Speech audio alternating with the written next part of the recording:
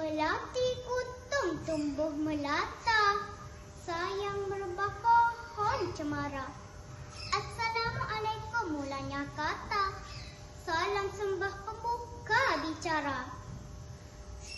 Bismillahirrahmanirrahim, salam sejahtera dan salam Malaysia Madani.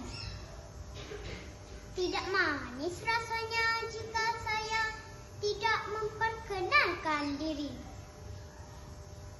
Nama diberi Rania Sofia binti Muhammad Hamizan.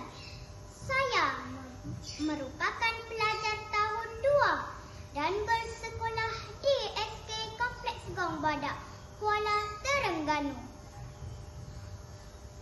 Kod sekolah saya adalah TBA 7022. Hobi saya adalah suka membaca buku dan bermain badminton. Buku bertajuk Mengapakah Ketam Berwarna Biru? Secara tidak langsung telah menarik minat saya kerana penulisannya sangat mudah difahami. Buku ini merupakan ilustrasi yang cantik oleh Susana Samsudin. Mari dengar cerita ini kawan-kawan. Di sebuah pantai terdapat beratus-ratus lubang ketam. Lubang itu adalah tempat tinggal mereka, sehinggalah mereka belajar merangkak seperti ketam yang lain.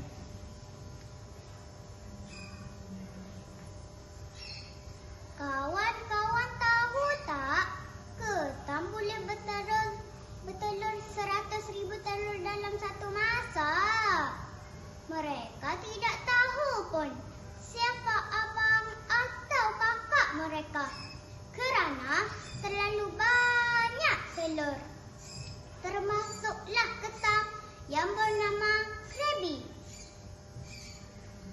Krabi adalah seekor ketam yang suka mahu tahu segala-galanya. Krabi mahu tahu kenapa ketam tidak bergerak lurus. Oleh itu, Krabi bertanya kepada Mr. Turtle.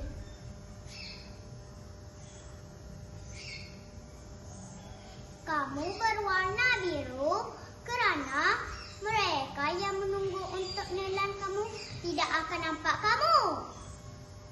Ini kerana kamu sama warna dengan langit.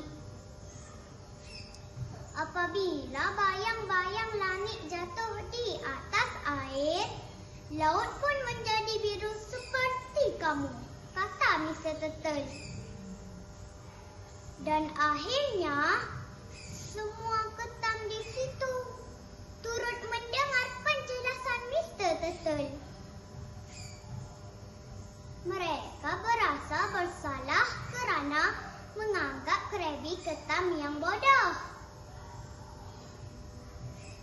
Kawan-kawan, apakah pengajaran yang kita dapat daripada cerita ini?